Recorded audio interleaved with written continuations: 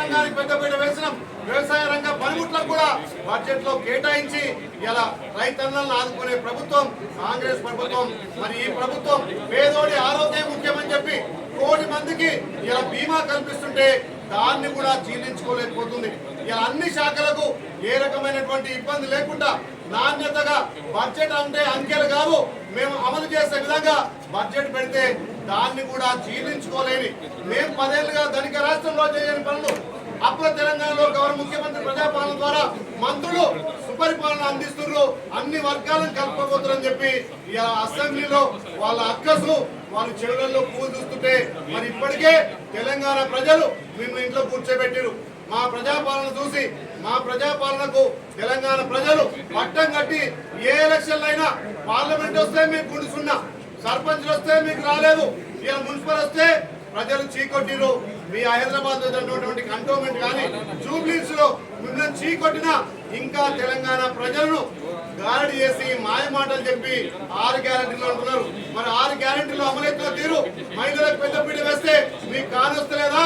60 రూపాయల బతుకమ్మ చీర ఇచ్చి మహిళలను అగౌరవపరిస్తే గౌరవ ముఖ్యమంత్రి రేవంత్ అన్న ఒక పెద్దన్నగా పెద్ద కొడుక ఇలా మహిళలకు ఇందిరమ్మ చీరలు ఇస్తుంటే అవి కట్టుకొని పండుగ వాతావరణం లెక్క ఆ ఇందిరమ్మ చీరలు కట్టుకుంటే ఓర్వలేని మీరు ఇలా తెలంగాణలో ఈ బడ్జెట్ విషయంలో మీరు దాన్ని వినడానికి కూడా మీకు ఇష్టం లేదంటే తెలంగాణ ద్రోవులుగా మీరు మిగిలిపోతారు. మీరు 10 ఏళ్ళు ధనిక రాష్ట్రానికి ముఖ్యమంత్రిగా మంత్రులుగా ఉండి చేయనటువంటి పనులు మా గౌరవ ముఖ్యమంత్రి మా మంత్రులు ఇలా అప్పుల తెలంగాణ అయినా మీరు చేసిన అప్పులు మీరు చేసిన తప్పులు ఒక్కొక్కటిగా సర్దిద్దుకుంటూ ఇలా ప్రజాపాలన ద్వారా అన్ని శాఖలకు ఇక్కడ విద్యార్థులకు నిరుద్యోగులకు ఆఖరికి ఎంప్లాయీస్ కూడా ఇలా జీవిత బీమా కల్పించి వ్యవసాయ రంగానికి పెద్దపీట వేస్తే జీర్ణించుకోలేను ఇలా అసెంబ్లీలో వాకౌట్ చేసిరు.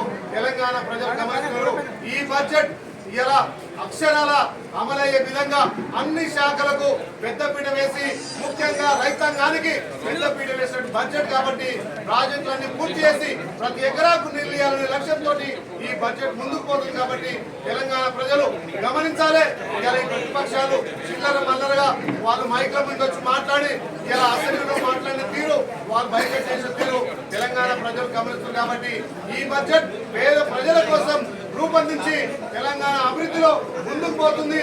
ఇలా తెలంగాణ 10.6 ఉంటే ఇలా తలసరిగా 10.7కి వచ్చిందంటే తెలంగాణ ఏ రకంగా అభివృద్ధి అవుతుందో ప్రజాపాలన ద్వారా పేద సంక్షేమం ఏ రకంగా అభివృద్ధి అవుతుందో చూస్తున్నారు. కాబట్టి ఇలా ఏ ఎలక్షన్ జరిగినా ప్రజాప్రభుత్వానికి పట్టం కడుతున్నారు.